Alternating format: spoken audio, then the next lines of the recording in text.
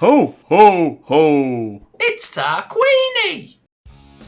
Hello, welcome back to 12 Days of British Touring Cars with myself and with Ben. Say hello. Hello! And today we're going to be talking about the Volvo 850 estate. Now this one is specifically the 1994 season, mainly because of the fact that, well, this is Ben's choice, not mine, that we're talking about today. And quick fact about this car, it was the first estate car to enter British touring cars. There was actually controversy regarding engine grinding and things like that. I'll actually just mention at this stage real quick that there's a guy on YouTube called TH Motorsport who did a insight video in this as to why and how Volvo kind of got away with it. I'd highly recommend watching it. I will leave a link to his video and the channel down in the description if you're interested. But he basically explains everything there is to know, which was, to kind of sum it up a little bit, that there was the 850 estate couldn't catch competition really. It was a lot of power down because of its weight and everything, and the engine was down in power. And he ended up doing some grind on the engine, like carving the engine piston blocks and stuff down, something along those lines, and it ended up gaining them more power. Obviously, like I said, TH Motorsport has explained it way better. That's down in the description. But Ben, how come you pick the 850 estate? I'm intrigued to hear. It's iconic because of how it looks and the fact that back then it was such a huge car on the grid, and you looked at everything and it was just like somebody's teacher or dad had just turned up in like the crappy Volvo and sort of spray painted it. It didn't look the same as any other car on the grid. It was just such an anomaly. It was amazing to see. Like, you could see some points in some tracks, it was going around corners on two wheels, flying around the track.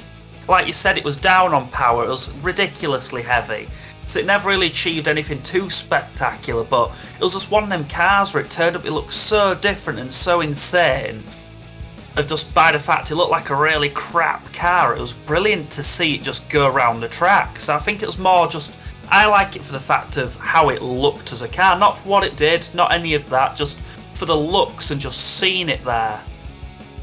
Would you say it inspired the rise of the estate car into touring cars? Because obviously we had like the Subaru Levorg in 2016, was it 17, something like that. When we obviously had like the Honda, what was it, the Civic wagon. The Civic, yeah, like the Civic Tourer and stuff like that. Do you think it inspired the estate cars to enter it touring definitely car? made people think, if you want to sell a car what is an estate, it's still worth bringing it to touring cars. Yes, you won't win. It's amazing if you do win, and you really do have to be thinking about it. And nowadays you have more chance of BOP and all that.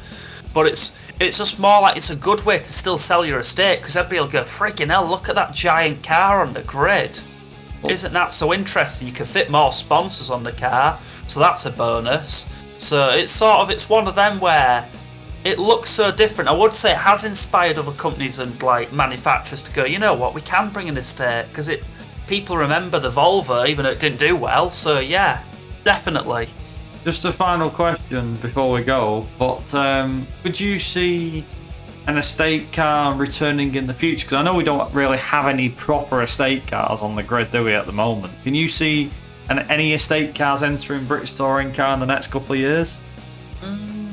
It's a hard one, because like we said in the previous videos, there's sort of the whole new engine thing coming in, and the fact that there's now a video game what's been developed and everything is coming out. So it's one of them where anything could happen with any manufacturer just wants their car to be seen. But like we said about this particular type of car, if you want to sell your estate, it would be a good way to sell it in the UK, would be to have it racing again. Because quite a few of the sites would post about it and say, look, another estate in touring cars, let's see how it does. So yeah, it could be one of them where it could be interesting. If I was a team what's sort of back of the grid anyway, you've got nothing to lose, and you definitely would easily gain a car for manufacturer that wanted to do it. Yeah, exactly. It's definitely one of those things to consider.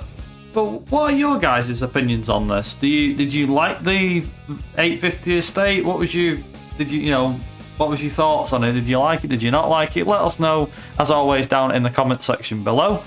We will see you guys tomorrow for day 9 of the 12 days of Christmas. We hope to see you guys there.